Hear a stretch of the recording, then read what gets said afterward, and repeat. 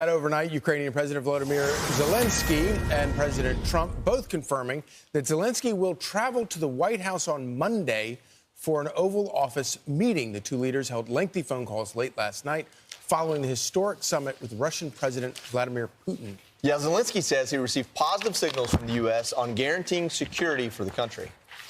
That's right, and it comes after Trump and Putin met in Alaska yesterday for a very rare face-to-face negotiation.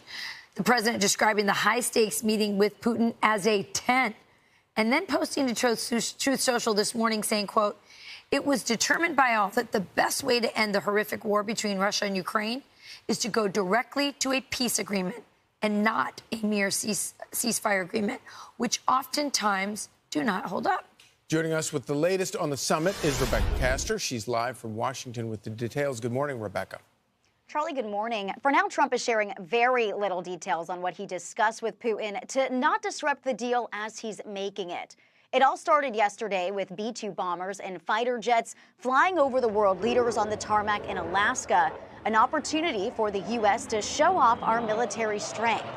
Putin and President Trump met for about 3 hours and say many details regarding Ukraine were agreed to, but they're not there yet.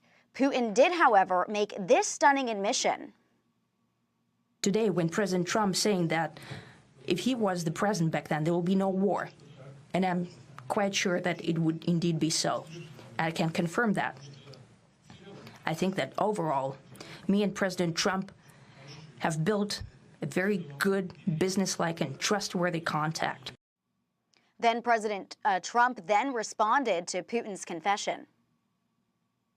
I was very happy to hear him say if I was president, that war would have never happened. I see everyone saying worst since World War II by far. There's nothing even close. But we had a very good meeting today, and I think a lot of points were negotiated. Putin's profession comes as Trump tells Fox's Bret Baier that Chinese President Xi Jinping assured him that he wouldn't invade Taiwan during his term. Even though a Ukraine peace deal hasn't been reached yet, some lawmakers are already advocating for Trump to receive the Nobel Peace Prize. Congressman Andy Ogle's writing, "Today, President Trump did what no leader could, brought Russia and the U.S. back to the table. From the Abraham Accords to North Korea, his record is peace through strength. I'm drafting his Nobel Peace Prize nomination now. Stay tuned." And we'll stay tuned to see if Trump can get this to the finish line. Back to you guys. Thank you, Rebecca. Thanks, Rebecca. Truly historic, extraordinary day yesterday. And I have to say that,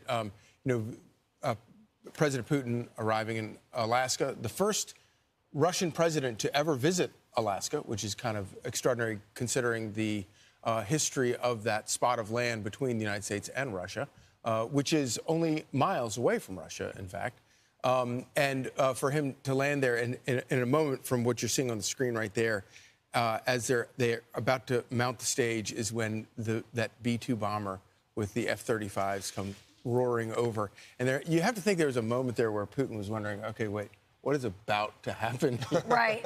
Well, you also can imagine that President Trump, who is very aware of how things look. Yeah. He's a producer at heart. Yes. And so you mentioned, the bombers coming over, looking at that right now. But also the first thing I noticed was, one, President Trump made